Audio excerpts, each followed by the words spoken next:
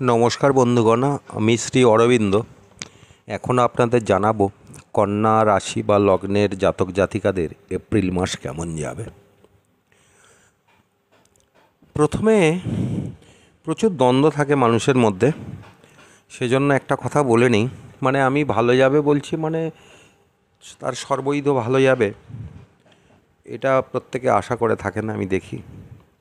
তবে গ্রহগত অবস্থান সবার এক নয়, তাই প্রত্যেকে কিন্তু একই ফল পাবেন না, ফলের হেরফের ঘটবে। সেদিকটা একটুখানি মাথায় রাখবেন। আর যদি একেবারেই মিলছে না মনে হয়, কোনো ভালো জ্যোতিষবাবুর সাথে একটু আলোচনা করে নেবেন। প্রয়োজনে আমার ফোন নাম্বার দেওয়া আছে, কথা বলার চেষ্টা করতে পারেন, অসুবিধে হবে না। যাই হোক, কন্যা রাশির প্রকৃতি সম্বন্ধে একটু বলে নিই। যাদের রাশি লগ্ন জানা নেই তারা কিছুটা নিজের সাথে মেলাতে পারবেন। এই কন্যা রাশি একটি পৃথ্বীতত্ত্বের দাত্তক রাশি। এরা লেখক, কবি ও গাণিতিক হয়ে থাকে, গণিত শাস্ত্রে পারদর্শী হয় সাধারণত, কিন্তু সবার ক্ষেত্রে নয়, তবে সাধারণত হয়ে থাকে। ধার্মিকও বটে, গুরুজন হিতকারী হয়। পৈতৃক ধনে এরা বেশিরভাগ ক্ষেত্রে ধনী হয়ে থাকে। এবার এদের গড়ন বলি, মাঝারি বা লম্বা গড়ন। চলায় কমনীয়তা থাকে, কপাল সমতল বা একটু নিচু।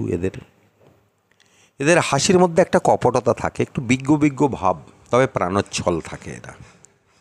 যাই হোক, আর বাড়ালাম না, এইটুকুনি জানালাম। এবার বলছি যে গোচরগত গ্রহের অবস্থান কেমন থাকছে এপ্রিল মাসে, যার ভিত্তিতে এই রেজাল্টটা বা রাশিফলটা আপনাদের জানাচ্ছি। প্রথমেই বলি, রাশি বা লগ্নে থাকছে কেতু, আর ষষ্ঠভাবে থাকছে ষষ্ঠপতি শনি, বলবান অবস্থায় অবশ্যই, সঙ্গে মঙ্গল 23 তারিখে সপ্তমে যাবেন। আর সপ্তমে থাকছে রাহু, রবি ও শুক্র। রবি 13 তারিখে অষ্টমে প্রবেশ করবে, আর শুক্র 24 তারিখে অষ্টমে প্রবেশ করবে। আর অষ্টমে মাসের প্রথম থেকেই থাকছে বৃহস্পতি ও বুধ। এই হলো গ্রহের অবস্থানগত দিক। এই অবস্থানের ভিত্তিতে কি ফল পাবেন সেটাই আপনাদের বলছি। তবে যতটা দেখেছি সেই ভিত্তিতে বলছি, মনটাকে শক্ত করুন। আগামী 1-2 মাস তেমন কিন্তু সুখকর হবে না এই রাশির ক্ষেত্রে। তাই আমরা যেটা বলছি, এটা সতর্ক বার্তা ধরে নিতে পারেন। চলার পথে আগের থেকে জেনে নেওয়া, কিভাবে চললে যতটা সম্ভব ভালো হয়। তো যাই হোক, কন্যা রাশি বা লগ্নের জাতক জাতিকাদের এপ্রিল মাস প্রবল লড়াইয়ের সম্মুখীন হতে হচ্ছে। এ মাসে মানসিক সুখ শান্তিহীন যোগ দেখা যায় বা দেখা দেবে। সেই সঙ্গে বাইরে ও ভিতরে প্রবল শত্রুদের সম্মুখীন হতে হবে। তথাপি শেষ হাসি হাসবেন আপনিই কিন্তু, তবে লড়াইটা অনেক কঠিন। পরাজিত হবে তারা। মানসিক শক্তি অনেক বেশি থাকবে আপনার।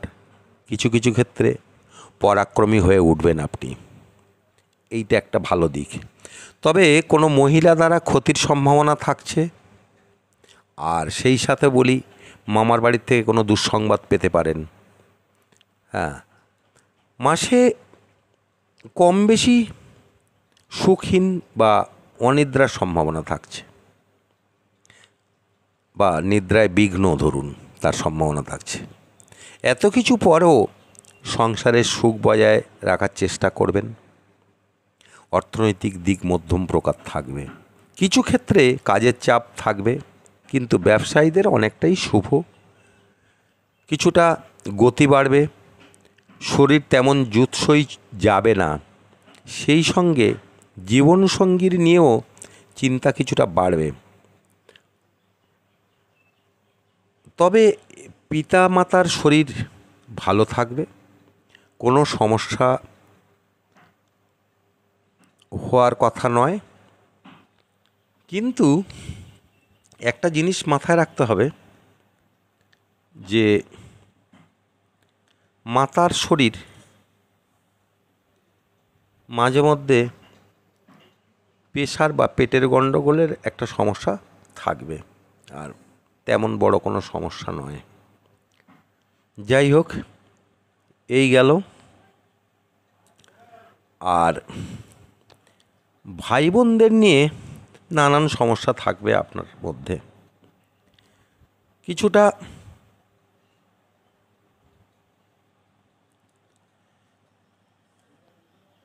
নির্জনতা আপনার পছন্দ হবে।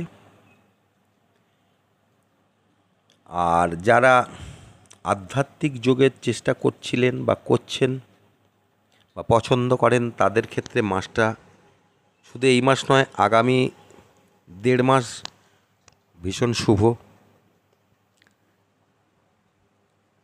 সেই সঙ্গে জ্ঞান অর্থাৎ বিজ্ঞতার পরিচয় দেবেন আপনি। যথেষ্ট শক্তপোক্ত হবেন বিভিন্ন সমস্যার সম্মুখীন হতে গিয়ে, যেটা হয়।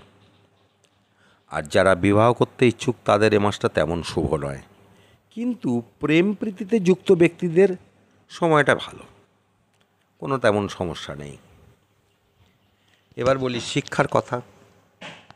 প্রাথমিক শিক্ষার্থীদের ভীষণ ভালো সময়, মানে ভালো যাবে। কোনো রকম খারাপ কিছু না ঘটার কথা। সেই সঙ্গে স্নাতক স্তর পর্যন্ত শুভ সময় নির্দেশ করছে, অর্থাৎ আপনি গ্র্যাজুয়েশন পর্যন্ত কোনো রকম সমস্যার সম্মুখীন হওয়ার কথা একেবারেই নয়। কিন্তু মাস্টার্স বা পিএইচডি জাতীয় শিক্ষার্থীদের জন্মকালীন গ্রহ অবস্থান ঠিক না থাকলে বিপর্যয়ের নির্দেশ করে। কারণ কন্যা রাশির ক্ষেত্রে অশুভ মঙ্গলের চতুর্থ দৃষ্টি থাকছে সেখানে, তাই অনেকটা সাবধানতা অবলম্বন করা উচিত। আর নতুন চাকরি প্রার্থীদের সুযোগ পাওয়ার সম্ভাবনা থাকছে, ফলে অনেকেই খুশি হবেন। আর যারা চাকরি করছেন তাদের সময় ভালো যাবে। কিন্তু যারা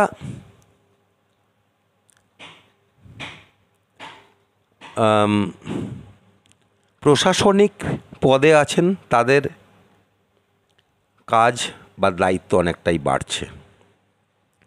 আর সেই সঙ্গে একটা কথা বলে রাখি, কিছু গুরুত্বপূর্ণ নথি হারিয়ে যাওয়ার যোগ আছে, সেদিকটা সাবধানতা অবলম্বন করতে হবে বা সাবধান থাকবেন।